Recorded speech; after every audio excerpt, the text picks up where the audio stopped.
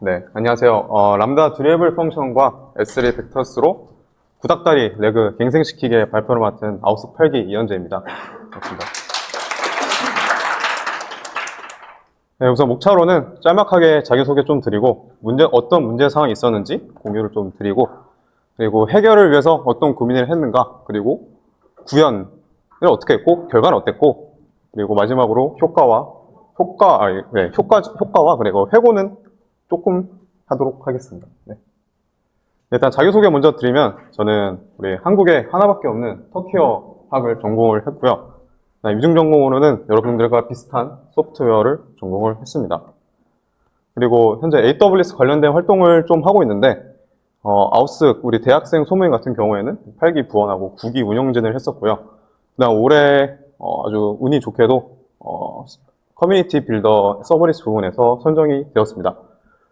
그리고 대학생 소모임뿐만 아니라 그 서버리스 소모임 또 현재 운영진으로 활동을 하고 있습니다. 그리고 저는 TMM이라는 온라인 주문서 플랫폼을 운영하는 그 작은 스타트업에서 백엔드 개발과 AWS 인프라 관리를 현재 하고 있습니다. 먼저 문제사항을 좀 공유 드리겠습니다. 이제 저희 서비스가 회원수가 조금 늘어남에 따라서 저희한테 직접 문의하는 문의량이 좀 많아졌는데요. 그만큼 당연히 운영팀의 리소스가 정말 늘어나게 되었습니다. 그래서 저는 이를 줄여주고자 고객 문의에 자동으로 답변 초안을 만들어주는 그런 레그를 붙였었습니다. 그래서 그림으로 조금 간략하게 말씀드리면 고객이 문의를 작성을 하면 먼저 비슷한 기존의 문의사항을 찾습니다.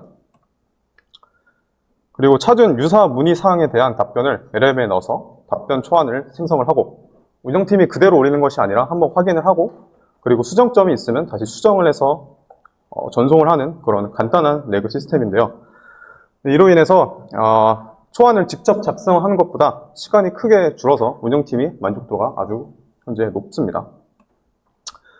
근데 문제는 이 레그 시스템이 하나의 EC2에 모두 들어있었다는 것입니다.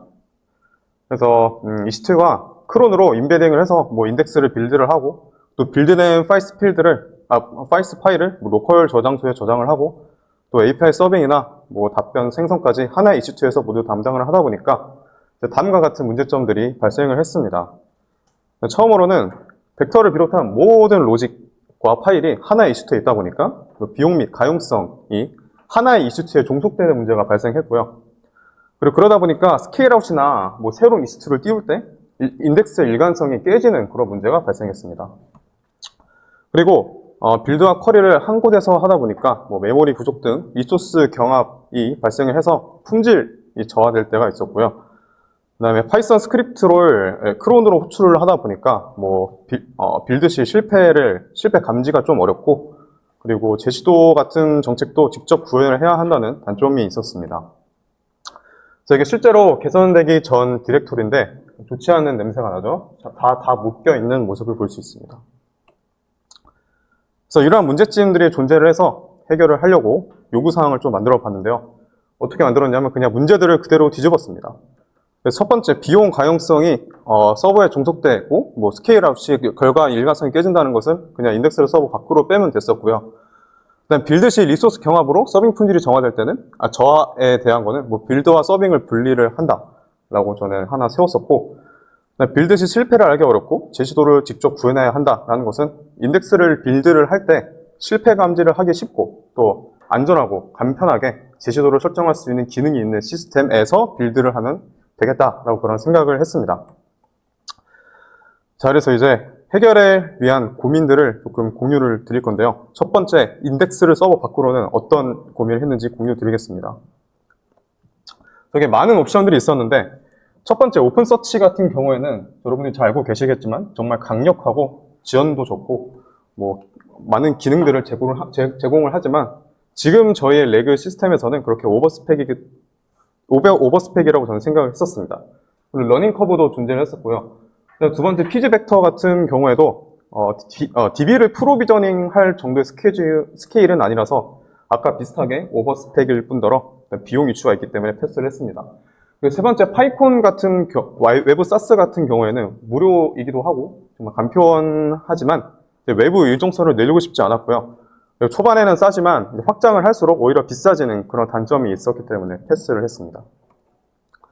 그러다가 2025년에 출시된 S3 벡터스를 발견을 했는데 저는 지금 이 상황에 딱 맞다고 생각이 들었었습니다. 그래서 한마디로 정의를 하자면 S3가 벡터를 네이티브하게 저장을 하고 검색까지 한다는 것인데요. S3에서 벡터 버킷이라는 것을 만들면 그 안에 벡터 인덱스를 두고 또 저장부터 유사도 검색까지 모두 S3 API로 해결을 할 수가 있습니다. 그래서 이것의 장점은요, 완전 서버레스라는 것이고 이 말의 뜻즉슨 인프라 프로비저닝이나 클러스터 운영이 불필요하다는 것입니다. 그리고 쓴 만큼 돈을 내기 때문에 매우 저렴하고요. 그 다음에 S3의 그 내구성을 그대로 장점을 얻을 수가 있다는 것입니다. 그리고 AWS의 생태계가 통합이 되는데요. 쉽게 말씀드리자면, 외부 사스 같은 경우에는 API 키 발급이나 그런 관리들이 필요한데, S3에는 IAM 역할만 있기 때문에, 정말 간편합니다. 그리고 제가 알기로는 오픈서치와도 연계가 되게 좋다고 알고 있습니다. 대규모 확장도 되는데, 인덱스당 20억 벡터까지 저장이 가능하고, 버킷에 1만 인덱스를 저장할 수가 있으니까 버킷당 20조 벡터까지 저장을 할 수가 있습니다. 네, 쉬운 구현인데 AWS 자체 SDK에서 제공을 하는 풋 벡터스나 쿼리 벡터스 예시인데요. 이런 메서드들로 그냥 쉽게 벡터를 저장하고 쿼리를 할 수 있다는 장점이 있습니다. 반대로 단점도 있는데요. 인메모리 벡터 DB의 지원 시간이나 그런 거에 비해서는 상대적으로 지원 시간이 높고요. 그 다음에 고급 필터링, 그날 랭킹 같은 검색 기능은 아직 좀 약한 모습을 보입니다. 다만 저희는 실시간 채팅처럼 그런 초저지연이 필요한 게 아니고 고급 검색 아직은 필요하지 않아서 이런 단점들은 크게 문제가 되지 않았고요. 가중치나 그런 기타 등등 조금 그런 보정을 하는 것은 애플리케이션 단에서 현재 지금 해결을 하고 있습니다. 그래서 이런 이유들로 S3 벡터스를 저는 선택을 했고요. 그 인덱스를 S3 벡터스로 빼서 중앙에 모으면 아주 저렴한 비용으로 일관성 문제와 그리고 가용성 종속 문제를 한 번에 풀 수가 있었습니다. 자, 이렇게 해서 첫 번째는 좀 된 것 같고, 두 번째, 세 번째에 대해서 고민을 좀 말씀드리겠습니다. 이제 인덱스 빌드 파이프라인 후보 탈락전을 좀 해야 되는데요. 빌드를 웹으로 뺄 때 먼저 떠올린 건 저 스텝 펑션과 람다 조합이었습니다. 네, 이런 소형 프로젝트에서 워크플로우 오케스트레이션은 저만 한 게 없었기 때문인데, 근데 저는 굳이 스텝 펑션처럼 그 상태 머신을 따로 그리지 않고 람다 안에서 코드로 워크플로우를 짜는 쪽을 택했습니다. 그래서 이번에 새로 나온 람다 듀레이블 펑션스인데요. 쉽게 말씀드리자면 람다 안에서 여러 단계나 장기적인 워크플로우를 코드로 정의를 하고 관리를 할 수 있는 람다의 새로운 기능입니다. 아시는 분들도 있겠지만 이게 좀 최근에 나온 기능이라서 지금 소개를 조금 하고 지나가도록 하겠습니다. 듀레이블 펑션에는 이러한 기능들이 있는데요. 이게 모든 기능은 아니고 일부만 한번 가져와 봤습니다. 첫 번째인데요. 첫 번째 스텝이라는 것은 저기 보이시죠? 듀레이블 스텝. 비즈니스 로직 실행 단위입니다. 네, 핵심은 완료가 되면 그 결과를 체크 포인트로 저장을 하고 재실행할 때는 코드를 다시 안 돌리고 미리 저장된 그 결과를 다시 그대로 반환을 합니다. 네, 예를 들어 지금 저희 코드처럼 DB를 조회해서 Q&A를 세는 스텝이 10이라는 반환값을 처음 얻었다면 재실행할 때도 그 10개를 그대로 반환을 하게 됩니다.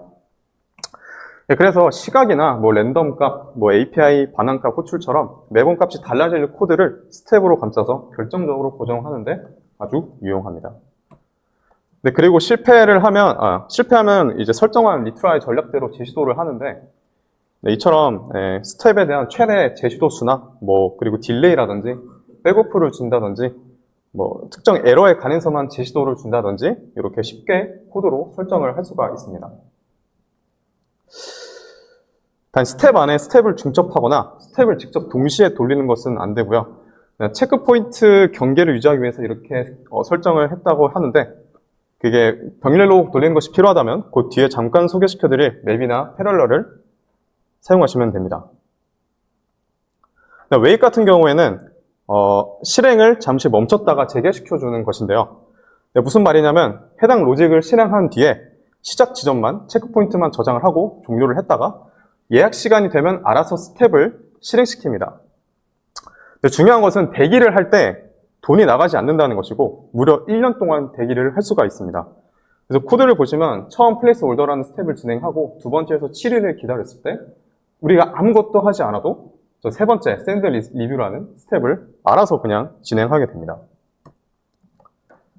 중요한 점은 웨이트 같은 경우에는 수동으로 멈출 수가 없고요. 만약 외부 조건이나 외부 조건에 의해 멈추게 하거나 재개를 하고 싶으시면 조건을 풀링하는 웨이트 포 컨디션이라는 게 있고 그 다음에 훅으로 재개시키는 컬백 같은 기능을 사용하시면 됩니다.